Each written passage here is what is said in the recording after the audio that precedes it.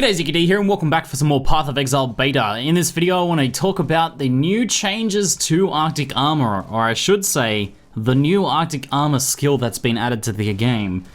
Because this is a completely different skill to the previous skill. It is still very similar in the theme. It's got that iciness to it, and it does mitigate physical and fire damage in some fashion, and it does leave an icy trail on the ground. So thematically, it's very much the same skill. But in terms of actual function, Arctic Armor is completely different now. Different builds are going to be using it. It's not used by the same niche that it was used by before. It's less effective overall, I would say, but more available to more builds. So let's run through what the changes to Arctic Armor are, and I'll give you some of my, I guess, initial impressions of the change, and we can sort of move forwards from there. Maybe we can have a bit of a discussion in the comments too. So the first thing to know is that Arctic Armor now persists through zones. Let's start with a very positive change for Arctic Armor. As you can see, I don't need to reactivate it whenever I go into a new zone. Yes! So good. I've been wanting this for a long time. And I guess this is due to the fact that now Arctic Armor is now an actual reservation skill. So it's essentially a bit like a herald. It is a buff that reserves some of your mana. It is not like an aura. It's not actually an aura, so it can't be scaled with aura effectiveness, so none of that works. But you can scale the reservation with mana reservation nodes, like, for example, these dudes over here. Reduced mana reservation will lower its actual mana reservation, but it starts off at 25% mana reserved. So this means it's either it's available now as an alternative to running a Herald. So let's say you think, oh, I was going to run Herald of Ice for a bit more damage, but I think I want to be a little more survivable. Instead, I'm going to change it out for Arctic Armor. So it opens it up to builds like that. It also means now that Arctic Armor isn't limited to basically the niche of super high mana regeneration builds. You know, there's mana regeneration builds that stack a heap of mana, regeneration. Used to get the old Eldritch Battery, but in the new game get basically just as much mana and mana regeneration as possible. Now that is no longer the case. Mana regeneration doesn't have any impact on Arctic Armor. There is no mana drain on Arctic Armor. There is no moving mana drain, there is no stationary mana drain, it is just a flat reservation, so much more simpler now and available to more builds overall. This means things like bow builds, melee builds can take advantage of this. As long as they can afford the dexterity and intelligence and can afford the mana reservation, then you can now use the new Arctic Armor. You don't need to worry about that mana regeneration whatsoever, whereas before it was mostly limited to casters for the most part. Casters, you know, usually synergized really well with Mind Over Matter, because with Mind Over Matter you'd be going for high mana and high mana regeneration as well, and Arctic Armor paired perfectly with that. Now there's actually not that inherent synergy anymore. So in short, Arctic Armor available for more builds, less focused on the one niche, is now a mana reservation, so is probably a trade-off instead of running a Herald. That's kind of the lowdown for how you actually support Arctic Armor now. So let's talk instead on the flip side of things. What does Arctic Armor actually give you? What are you getting in return for that 25% mana reserved?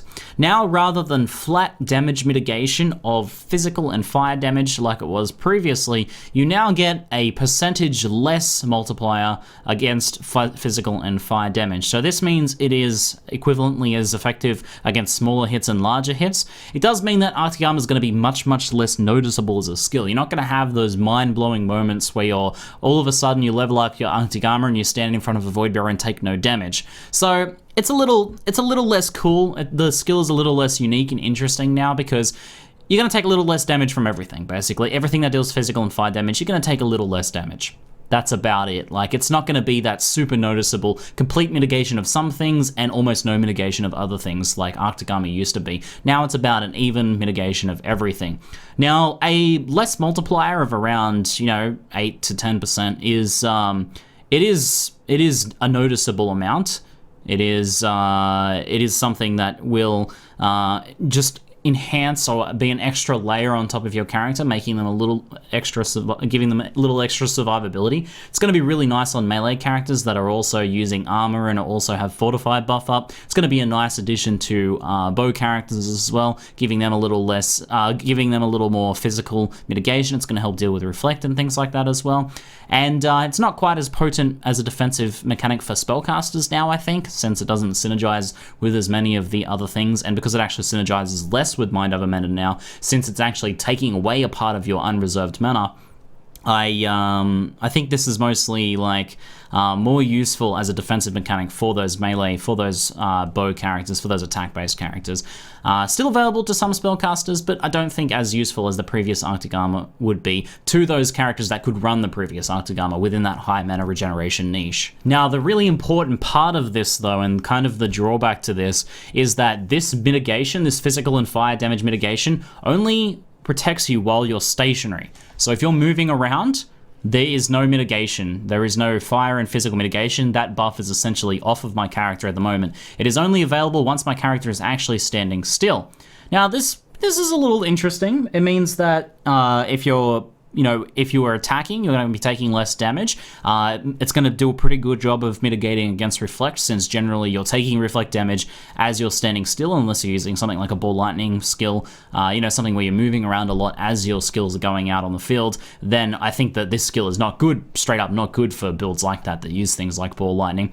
But for anything that channels like flame blast or any attack-based build or spell-based build or anything where you stand and cast a few times or attack a few times, let's say you're a melee character using multi-strike, and then it's going to be a decent defensive mechanic. It's going to work well for you then. It's going to be up when you want it most of the time. But for anything that's very kiting heavy or very movement heavy, something that attacks once and then moves, and then attacks once and then moves, or something like ball lightning builds, as I mentioned, where your ball lightnings are traveling as you're moving around, then I think Arctic Armor is going to be less effective. Now, the other defensive mechanics are still, this ice trail is still laid on the ground, a potent way of slowing enemies and applying the chilled effect. In addition to that, you now chill enemies that hit you for half a second when you're hit. Now, quality on Arctic Armor is no longer move speed as well. I believe it is now skill effect duration, which increases the the duration of the ice on the ground, and also the chill duration when enemies actually hit you. Now, this applies to all enemies that hit you, no matter what they're hitting you with, as long as it's not a degen, as long as it's something that actually initially hits you. So a bow attack, a spell, or a melee attack, all of those enemies are going to get chilled. So there's some nice synergy with hypothermia there, and it's a nice little extra defensive mechanic. And now that does apply when you're moving or when you're stationary as well. So what are my overall thoughts on this? I think overall, this Arctic Armor is way weaker than the previous Arctic Armor. I think it's maybe a little too weak. For the mana reservation of 25%, the amount of mitigation this gives you, and the fact that you need to be stationary for it to take effect, I think is potentially 2 weeks. Now, I like the idea behind it. I like the idea that it's a skill that has different states and potentially promotes and synergizes well with different types of gameplay. There's something to think about there. It's an interesting mechanic overall, but I do think it is too weak. There's too many drawbacks to this. A mana reservation, that's, trading off a good amount of damage on a herald or something like that, or trading off, mana on your mind over matter build for a bit of mitigation. Now, it's a decent mitigation mechanic because it is a less damage multiplier, but I think with the fact that you also have to be stationary for it to take effect, I think that it's a bit too defensively weak for the trade-offs that you're getting. That's kind of my initial feeling and assessment of the skill just there. Obviously, this is very early days, and we could find that it's a pretty decent buff, and it's pretty easy to run in a bunch of builds that didn't have access to it before, so it's going to be a nice defensive mechanic. Like, ignoring the old Arctic Armor, it's going to be a nice defensive mechanic for builds that couldn't run the old Arctic Armor, really, or builds that didn't have this defensive mechanic available now, all of a sudden have a new skill where they can get a whole bunch of less physical and fire damage taken, and another way of chilling enemies. So there is some potential there.